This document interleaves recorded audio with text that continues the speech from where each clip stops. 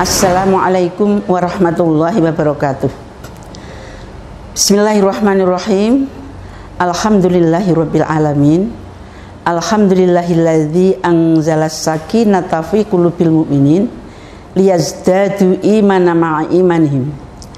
Asyhadu an la ilaha illallah wahdahu la syarikalah wa asyhadu anna Muhammadan abduhu wa rasuluh. Allahumma sholli ala Muhammad wa ala ali Muhammad innaka Hamidum Majid. Para pemirsa kajianmu yang dirahmati Allah, terlebih dahulu marilah kita bersyukur kehadirat Allah yang telah memberikan kesempatan kepada kita usia sampai hari ini, sehingga dengan tetapnya iman dan Islam kita insya Allah akan selalu menjadi hamba Allah yang selalu mentaati perintah, menjauhi larangan-larangannya. Salawat dan salam mudah-mudahan senantiasa tercurahkan kepada junjungan Nabi Agung Muhammad SAW, yang kita selalu berikhtiar, berusaha agar supaya menjadi hamba Allah yang selalu mengikuti sunnah-sunnah beliau, sehingga akan selamatlah kehidupan kita di dunia dan di akhirat. Para pemirsa yang dirahmati Allah, pada kesempatan ini kami akan menyampaikan bahasan yang ada di dalam firman Allah di dalam surat Al-Ma'un. Sebagaimana kita ketahui para pemirsa yang dirahmati Allah, surat Al-Ma'un merupakan salah satu di antara surat-surat yang diamati dan dicermati oleh Kiai Haji Ahmad Dahlan, sehingga menginspirasi beliau dengan memperhatikan kehidupan anak yatim dan orang miskin. Oleh karena itu, pada kesempatan ini kita akan membahas tentang apa yang ada di dalam surat Al-Ma'un, yang akan mengingatkan kita betapa dahsyatnya ketika kita tidak memperhatikan kehidupan anak yatim dan orang miskin, kita akan menjadi golongan atau orang-orang yang dinyatakan oleh Allah sebagai pendusta agama. Allah berfirman dalam surat itu pada ayat pertama, A'udzubillahi minasyaitonirrajim. Bismillahirrahmanirrahim. Ara'aital ladzi yukadzibu biddin. Allah bertanya kepada Nabi Muhammad SAW melalui sabdanya, melalui firman-Nya. Tahukah engkau wahai Muhammad, siapa yang dikatakan pendusta agama? Allah menjawab sendiri dalam ayat berikutnya. Fadzalikal ladzi yad'ul yatim wala yahuddu ala ta'amil miskin. Ada dua golongan, ada dua kelompok, ada dua orang yang bisa dinyatakan sebagai pendusta agama. Yang pertama adalah mereka yang tidak memperhatikan kehidupan anak yatim, dan yang kedua adalah mereka yang tidak mau memperhatikan kehidupan orang-orang miskin. Ketika Kiai Haji Ahmad Dahlan mempunyai murid-murid dan diajarkan tentang surat ini, mereka sudah tahu, sudah hafal suratnya, tetapi mereka dan sudah tahu tentang artinya, tetapi Kiai belum menambah tambahan ayat yang lain atau surat yang lain, sehingga para murid protes, wahai Kiai, mengapa kami tidak ditambah atau tidak dipindah dengan surat dan ayat yang lain? Kiai Haji Ahmad Dahlan mempunyai pendirian bahwasanya hafalnya suatu ayat atau firman Allah ini ketika sudah diketahui artinya dan sudah diamalkan, maka beliau menyuruh para muridnya untuk berkunjung ke alun-alun utara Yogyakarta. Setelah itu laporan kepada Kiai bahwa di sana banyak orang yang tidak punya rumah, banyak orang yang tidak punya pekerjaan, banyak orang yang tidak memiliki pakaian yang sempurna. Sehingga pada saat itu Kiai kemudian mengumpulkan dana, dan akhirnya dana itu digunakan untuk memperhatikan atau untuk memberikan solusi kepada kehidupan orang-orang itu. Ketika sudah dilaksanakan, baru dinyatakan oleh Kiai bahwasanya mereka sudah hafal. Jadi hafalnya, pahamnya sebuah firman Allah menurut Kiai ketika sudah diamalkan. Maka betapa beratnya para pemirsa kehidupan kita ketika kita tidak memperhatikan anak yatim dan orang miskin, maka akan dinyatakan oleh Allah sebagai pendusta agama.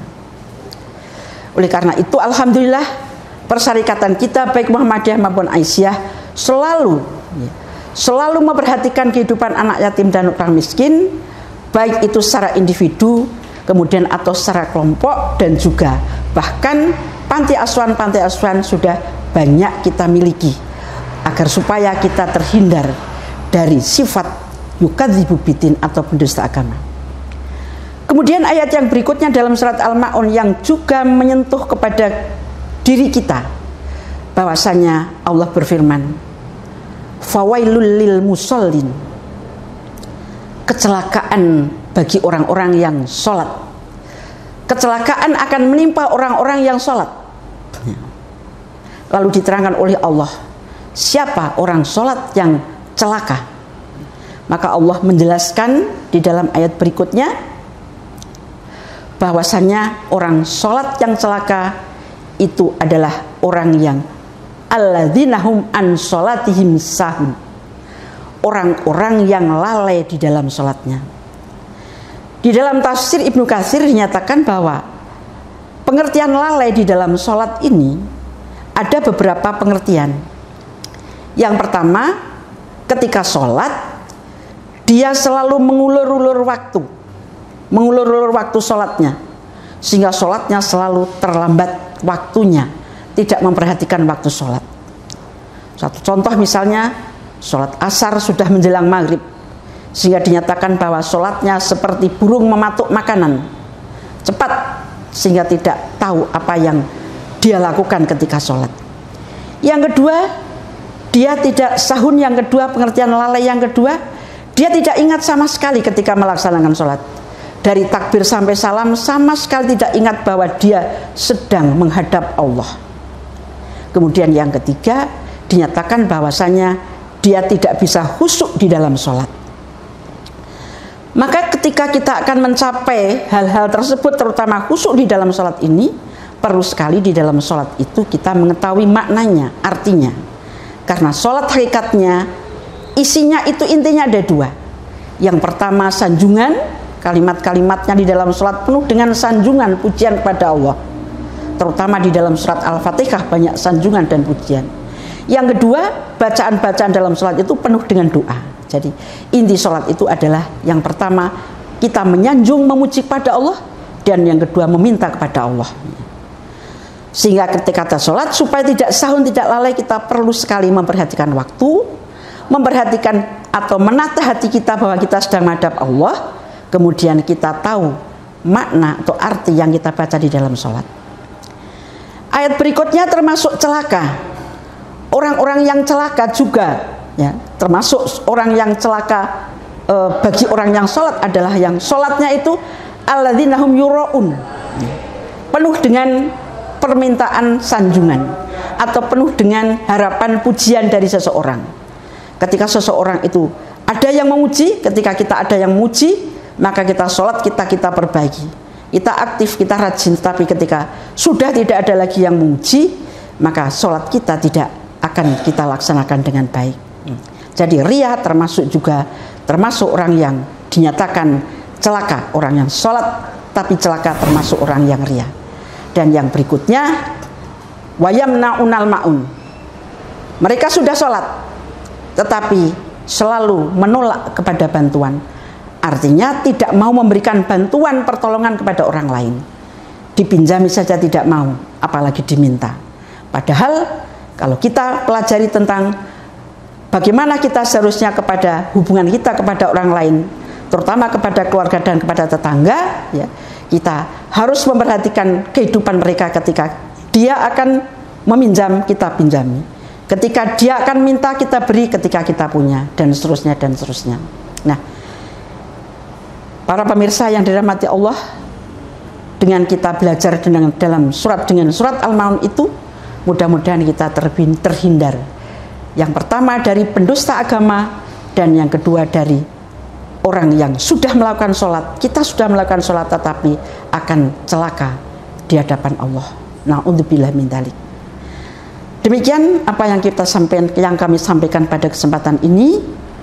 Mudah-mudahan yang sedikit ini akan bisa bermanfaat, terutama bagi diri saya sendiri, juga sebagai pengingat sekedarnya kepada para pemirsa yang dirahmati Allah. Dan mudah-mudahan Allah selalu menetapkan hati kita, meneguhkan iman kita, yang kemudian iman kita itu diwujudkan dalam bentuk amal soleh. Karena hanya melalui iman dan amal soleh kita nanti akan mendapatkan surga Allah di hari akhirat nanti. Amin ya rabbal alamin. Mohon maaf atas segala khilafan. Nasrul minallah fatun qarib wa basyiril mu'minin. Assalamualaikum warahmatullahi wabarakatuh.